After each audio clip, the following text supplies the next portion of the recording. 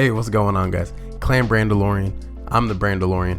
Let's get into this quick video today. So obviously from the title and the thumbnail, I will be discussing the comparisons between Sabine Wren and General Grievous. And you may be thinking there's no comparison, they're in different timelines, they just have nothing to do with each other. But hear me out. So after watching the Ahsoka trailer, the final trailer, we see Ahsoka and Sabine Wren, and Sabine calls Ahsoka master, meaning that Ahsoka is training Sabine how to fight with a lightsaber. And does this mean she's force sensitive? Maybe, but I think she isn't force sensitive. So if you're kind of wondering how they're kind of connected in some way, General Grievous is very powerful with the lightsaber, very good at fighting, very good at dueling. And we see that. Obviously, Episode 3, Revenge of the Sith, it takes Obi-Wan a lot to take General Grievous out. And of course, he lets us know that Count Dooku had trained him in the Jedi arts and he knows the forms. Also, General Grievous was very hard to defeat. He's taken down at least 4 Jedis and has their lightsabers. And of course, seeing Clone Wars 2D, we know that he takes out a few of Jedi in that.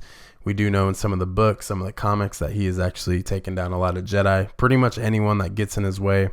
And of course, he's a pawn to Count Dooku and Emperor Palpatine, and he would have never been used more than anything during the droid army, except for that. But yeah, that's kind of what I think. I think Sabine Wren isn't force sensitive, but Ahsoka is going to teach her how to fight with a lightsaber. You don't have to be force sensitive to wield a lightsaber or to be good at fighting with a lightsaber. Like I said, we've seen that with General Grievous, and I think that's going to be the direction Sabine Wren goes. Also, to kind of back my little thought up is we have Grogu. Obviously, the first Mandalorian Jedi was Tar Vizsla, and that's just kind of the route that Grogu's going. And I feel like if Sabine Wren was force sensitive and she's already a Mandalorian, it would just kind of throw things off for Grogu, and it would just kind of take away from his story. So then you'd kind of be wondering, well, what's the point of Grogu then? So yeah, I think that's really going to be a big step in this Ahsoka series, is just to see where Sabine goes. And with Sabine Wren being a part of House Wren, she's actually a descendant of Clan Vizsla.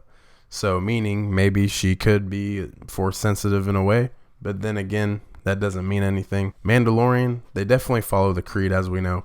Especially in The Mandalorian, we are learning a lot more about the Mandalorian creed itself and what it takes to be a Mandalorian. The trials and all the errors that they go through. Learning a lot about the way and the mind of Mandalore itself. But yeah, just kind of like a quick little thing, you know. I think it's going to be really cool that we can kind of get a subliminal callback to General Grievous, only because Sabine Wren, especially if she's not force sensitive, it's going to be really cool to see her dueling against Shin, that we see in the trailers as well, fighting with a lightsaber and very efficiently, just like General Grievous in Episode 3 and also in the Clone Wars. Those two should not be taken lightly, especially with Sabine being a Mandalorian. She definitely is a fighter and she can defend herself, and just like General Grievous as well, he could defend himself no problem. Thanks for tuning in.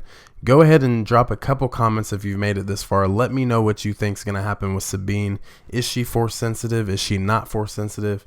What are we going to do with her character? What are they setting up for her character? Is she going to be just like General Grievous? Am I kind of right? Am I kind of wrong?